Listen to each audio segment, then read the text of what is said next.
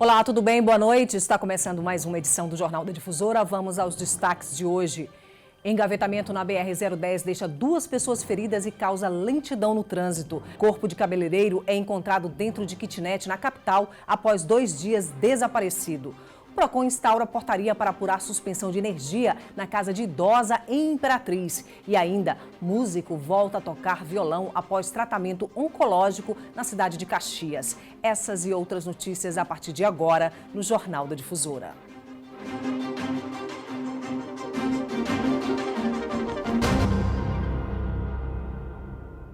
Olha, foi encontrado morto hoje aqui na capital um cabeleireiro que estava desaparecido desde o início da semana. No corpo haviam sinais de violência, o que descarta qualquer possibilidade de morte acidental ou suicídio. No salão de beleza onde a vítima trabalhava e morava, portas fechadas. Foi aqui que também aconteceu o homicídio de Wenison Fernandes Miranda, o Chechel. Há 2 dias ele estava desaparecido. O padrasto procurou, pelo endereço. E aí, vendo que ele não respondia, arrombou a residência dele, no kitnet, no bairro Isabel Cafeteira, E aí, adentrando no local, se deparou com o corpo, da vítima, E foi mantido contato com o ICRIM, da Polícia Civil, que chegou e constatou que tratava-se de uma cena de homicídio pelos sinais de violência que foram encontrados no cadáver, Um lençol, em volta do corpo e um pano preso ao pescoço. Segundo a polícia, Chechel morava com um companheiro com quem mantinha relacionamento homoafetivo e que está sendo procurado. A família dele não quis falar sobre o caso. No momento eu não posso te confirmar, porque só a Polícia Civil cabe a ela confirmar através de investigação, que ela vai estar abrindo a respeito do suspeito, principal suspeito, do homicídio. A principal suspeita até o momento é de que a vítima tenha sofrido estrangulamento. O ICRIM ainda vai confirmar a causa da morte e há quantos dias o crime aconteceu. Bom, a Secretaria de Segurança Pública do Maranhão informou que o caso será investigado pela Polícia Civil. Os pais de uma adolescente denunciam que a filha teria sido vítima de abuso sexual por parte de um médico durante uma consulta realizada em uma clínica aqui em São Luís. O caso está sendo investigado pela Delegacia de Proteção à Criança e ao Adolescente. As mensagens foram enviadas pelo médico logo após prestar atendimento à jovem de 17 anos. Na conversa, o clínico geral fala das características físicas da adolescente de modo íntimo. Nesse outro trecho, o profissional chega a dizer que nunca havia sentido um desejo tão grande por uma mulher na vida e, em seguida, pede para que não seja mais o médico da jovem, já que não sabe se vai conseguir se controlar. A adolescente rebate dizendo que esperava mais profissionalismo. O pai da adolescente tomou conhecimento do caso no mesmo dia da consulta. Segundo ele, o sentimento foi de revolta. A minha revolta maior foi porque eu que pedi, cara? Ainda mandei ela se consultar com ele. A vontade era voltar, que eu estava na estrada, estava viajando com alguns amigos. Mas eu disse, não, segunda-feira a gente resolve isso, A gente vai procurar justiça, porque nada melhor do que a justiça para resolver essas coisas. O caso foi comunicado à Delegacia de Proteção à Criança e ao Adolescente ainda na semana passada. O boletim de ocorrência foi registrado pela mãe da jovem. O médico ainda não foi ouvido porque a adolescente ela foi encaminhada para o centro de perícias, vai ter um atendimento com psicólogo e assistente social, eles vão mandar o relato do que realmente aconteceu e a partir disso nós vamos chamar o médico para ele ser ouvido. Segundo informações do pai da adolescente, o médico já teria sido demitido da clínica onde aconteceu esse atendimento. Agora a família está reunindo provas, inclusive as mensagens enviadas pelo clínico geral, para que seja formalizada uma denúncia até o fim dessa semana, junto ao Conselho Regional de Medicina. A gente quer resolver para que isso não aconteça com outras pessoas, porque pode acontecer comigo, com qualquer filha de amigo meu, com uma irmã sua, entendeu? Com qualquer pessoa, entendeu? Então a gente tem que parar esse cidadão, só isso. Sobre a denúncia mostrada na reportagem, o médico e a clínica foram procurados pela nossa produção, mas até agora não se manifestaram. Vamos agora com outras notícias pelo Maranhão.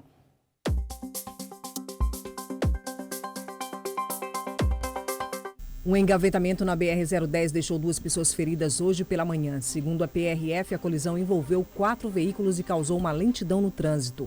O motorista da caminhonete fugiu do local por medo de represálias, mas depois se apresentou aos policiais rodoviários federais que atenderam a ocorrência. Nenhum condutor havia ingerido bebida alcoólica. Câmeras de segurança de uma loja no centro de Teresina registraram o momento em que 2 homens e uma mulher invadem o local e roubam televisores, tablets e roupas. Um suspeito de 24 anos, natural de São Luís, foi preso em flagrante. Ele foi autuado por furto qualificado. Os outros 2 envolvidos no crime estão foragidos. O único local do Maranhão que reúne em forma de exposição aberta ao público registros da biodiversidade marinha foi atacado no fim de semana. Essa é a segunda invasão no local só esse ano. Na sede do projeto Orla Viva, objetos e 2 aquários foram completamente destruídos. A situação ainda é um mistério, já que nada foi roubado. O caso está sendo investigado pela delegacia do Araçagi. O Jornal da Difusora faz um rápido intervalo e daqui a pouco homossexual relata preconceito após ter sido impedido de doar sangue. E ainda, Procon instaura portaria para apurar suspensão de energia na casa de idosa morta em Imperatriz. É um instante só.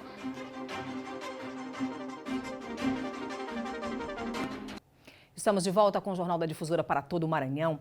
E uma cena gravada por familiares na cidade de Imperatriz causou indignação de várias pessoas nas redes sociais. É o caso de uma idosa de 91 anos que morreu após ter a energia cortada da casa onde morava. Neste vídeo, a senhora aparece sentada em uma cadeira na porta de casa, pouco antes de morrer. A família acabava de chegar do hospital quando encontrou o funcionário da empresa de energia Equatorial Maranhão se preparando para realizar o corte do fornecimento. Um talão de energia está deixando uma senhora doente que ainda está ainda com, olha aqui, o acesso na mão, que acabou de chegar. E o senhor disse que não tem como esperar até amanhã, porque hoje é incapaz de pagar mais. Dona Josefa apresentava muito cansaço e precisava fazer inalação à noite, conforme recomendação médica. Sem energia, o equipamento não funcionou. Foram horas de angústia até a idosa morrer na manhã do dia seguinte, com a casa ainda sem energia. A família que mora ali naquela residência, aqui no bairro Itamaguará, afirma que o boleto tinha 24 dias de vencido na data do corte e que nesse período não recebeu reaviso. Segundo ainda os parentes, a notificação chegou no dia da morte de Dona Josefa, quando a conta já havia sido paga. A empresa Equatorial Maranhão disse que não é possível atestar a relação entre a suspensão do fornecimento e a morte da senhora. Também informou que deu início a uma apuração interna. O colaborador está sendo ouvido para nós entendermos o contexto que se deu aquela situação, porque o que nos resta nesse exato momento, além de lamentar o fato, é apurar a circunstância que se deu esse atrito até a postura do colaborador. Na família de Dona Josefa, o sentimento é de revolta. Insatisfação, repúdio, é isso que deixa o consumidor, o cidadão, o homem, os parentes, os familiares da anciã que veio a falecer. Dizendo que não poderia acontecer, poderia, mas seria mais difícil.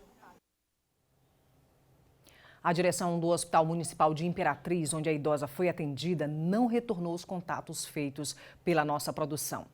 E o Procon instaurou uma portaria para apurar a suspensão de energia na casa da idosa. O repórter Hugo Viegas tem mais detalhes ao vivo para a gente. Hugo, boa noite. Oi, Cristiane, boa noite para você também, boa noite a todos. Pois é, após toda essa repercussão negativa que o caso teve, com várias manifestações, inclusive nas mídias sociais, o Procon abriu esse processo chamado de Portaria de Investigação Preliminar. O que acontece na prática é o seguinte: a companhia, a Equatorial Maranhão, vai ter agora um prazo de 5 dias para justificar a legalidade do corte, inclusive comprovando que essa família foi notificada previamente, foi avisada 15 dias antes de que o corte aconteceria por conta da inadimplência. Então, terão 5 dias essa empresa para justificar isso, a empresa que inclusive já teria sido notificada. Cristiane. Obrigada, Hugo, pelas informações. Um professor que não quis se identificar denunciou que foi impedido de doar sangue no Hemomar. O Centro de Hematologia e Hemoterapia do Maranhão estaria atendendo a uma norma da Agência Nacional de Saúde que restringe doação de sangue por homossexuais do sexo masculino. Eu fui recebido na Hemomar, eu fiz todos os exames que eles precisam, apresentei inclusive exames extras. Aí me encaminharam para uma sala onde eu conversei com uma médica e nessa entrevista ela perguntou se eu tinha feito alguma relação sexual nos últimos 12 meses e tudo mais. E eu me identifiquei como homossexual.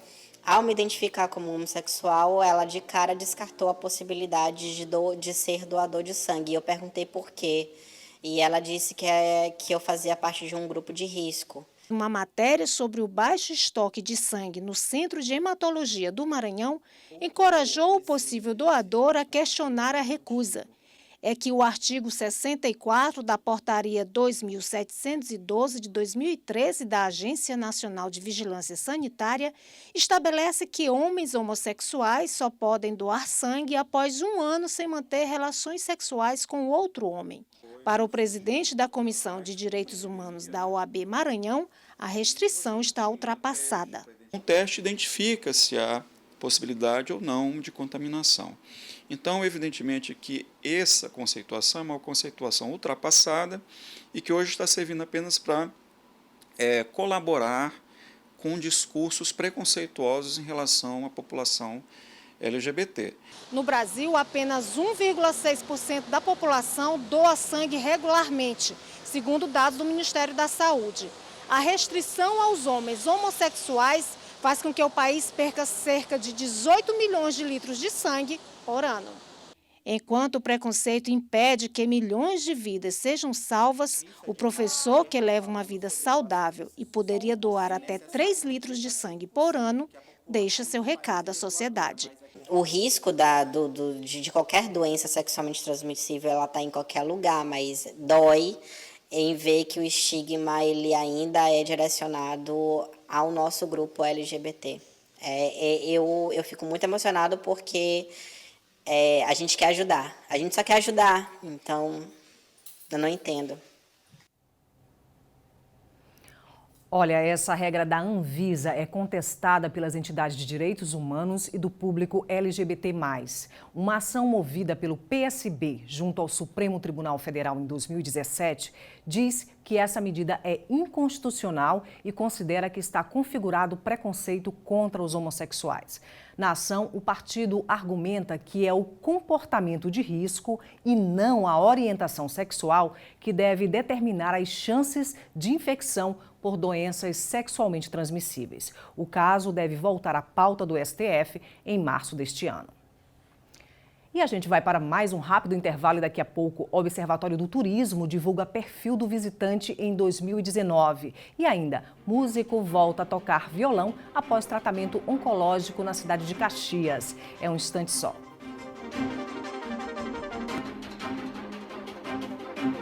De volta com o Jornal da Difusora para todo o Maranhão, e uma pesquisa revelou esta semana o perfil dos turistas que visitam a capital maranhense. Entre os dados, uma constatação: aumentou o número de pessoas que moram no interior do estado e que têm visitado São Luís. Veja na reportagem de Nice Ribeiro. Talvez seja essa a cena mais típica de uma capital histórica. Não tem o que falar, não tem? Não estou desnubrada com isso, pelo amor de Deus. É muito lindo tudo, muito lindo. Eu nem imaginei que um dia eu ia estar aqui. E junto com as belezas naturais de outras cidades da Grande Ilha, o pacote fica mesmo completo. É um convite até para os que são daqui, mas foram embora. Nada que, do jeito que quando eu andei aqui, não tem nada mais daquilo. No centro aí é tudo bonito. O perfil dessas pessoas que visitam o Maranhão, especialmente a região metropolitana, foi traçado pela Secretaria de Turismo. Os dados foram colhidos nos centros de atendimento ao turista e mostraram que mais de 80% dos nossos visitantes do ano passado eram brasileiros. Dos 18% que vieram do exterior, a maioria era da França. A necessidade de desenvolver o perfil do visitante é porque a gente consegue, através dessa frequência, programar as políticas públicas que precisam ser trabalhadas para o Estado. Eu preciso saber quem vem me visitar para saber o que eu preciso oferecer a ele. E um dos índices que mais apresentou crescimento foi o de maranhenses conhecendo o próprio Maranhão. Aqui em São Luís, por exemplo, o Centro Histórico é um dos locais mais visitados, principalmente depois da revitalização do Centro Histórico. Por isso, a qualquer hora do dia, tem sempre gente por aqui, tirando fotos e conhecendo a nossa história. Maravilhoso, uma cidade muito linda, porque eu já conheci até o momento, eu estou deslumbrada. A propaganda era grande, que São Luís do Maranhão era muito bonito, coisa, então a gente veio passear, que tem uma prima nossa que mora aqui e nós íamos passar uns dias com ela aí. E foi nos períodos do Carnaval e São João que o estado recebeu a maioria dos visitantes, 72% em grupos com mais de 3 pessoas. Mais de 90% estavam a passeio no Maranhão. Um passeio que certamente rendeu muitos registros. E é bom até a gente se encantar também pela nossa cidade, né? Nós que moramos aqui. Olha, o desânimo e a baixa autoestima deram lugar à esperança e à alegria quando o músico Elielson Rocha dedilhou um violão após quase 3 meses sem conseguir tocar. Ele teve que interromper a trajetória musical quando descobriu no ano passado um tumor na axila. Vamos ver a reportagem? O caso do músico e designer Elielson Rocha Salles, de 26 anos, ganhou repercussão estadual. O jovem sorridente aparece no vídeo dedilhando um violão.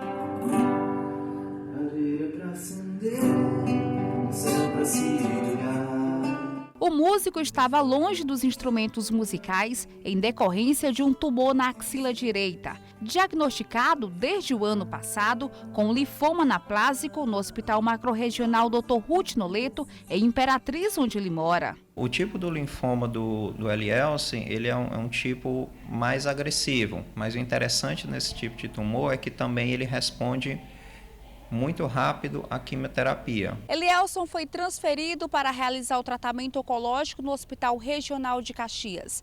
Após a primeira sessão de quimioterapia, o volume do tumor diminuiu, permitindo que ele pudesse voltar a tocar violão. É importante que essas ações de uma equipe multiprofissional engajada com o melhor estar do paciente possa trazer esses momentos de alegria para eles aqui dentro do hospital.